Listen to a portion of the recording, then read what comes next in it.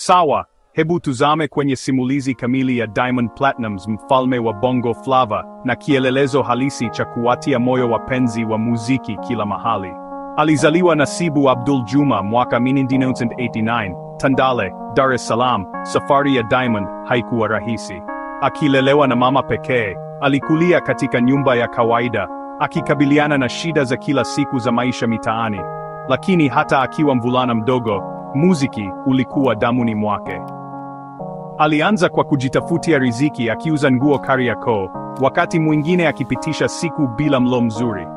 Lakini kila shilingi aliyoipata, aliweka kwa ajili ya ndoto yake, kurekodi muziki. Hebu fikiria, kuweka akiba mapato yako yote madogo madogo ili tu upate dakika chache kwenye studio yenye vumbi. Hiyo ni kujitolea kweli. Mwaka 2009, Diamond Platnumz alitoa Kamwambie. Wimbo huo ulibadilisha kila kitu. Ghafla, sauti yake ilikuwa kwenye kila kituo cha redio Tanzania. Hakuwa akifukuzia ndoto yake tena, alikuwa akiishi. Lakini Diamond hakuishia hapo. Aliendelea kuinua kiwango, akitoa nyimbo nyingi zilizovuma: Number 1, Marry You, Jeje, Inama Orodha Inaendelea. Alishirikiana na vigogo wa Kiafrika kama Davido na Burna Boy, na hata nyota wa kimataifa kama Neo. Alionyesha ulimwengu kwamba muziki wa Kitanzania unaweza kuvuka mipaka na kuvunja rekodi. Lakini si tu kuhusu muziki. Diamond alijenga Wasafi, lebo yake mwenyewe, na himaya ya vyombo vya habari. Amewapa jukwaa wasanii wengi wachanga, akibadilisha mchezo katika muziki wa Afrika Mashariki. Sasa, nyota wanaochipukia wanamwangalia yeye, wakijua ndoto zao pia zinawezekana. Licha ya umaarufu na utajiri, Diamond haisahau kamwe asili yake.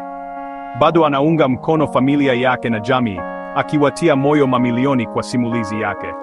Amejishindia tuzo nyingi, amejaza viwanja, na kuiweka Bongo Flava kwenye ramani.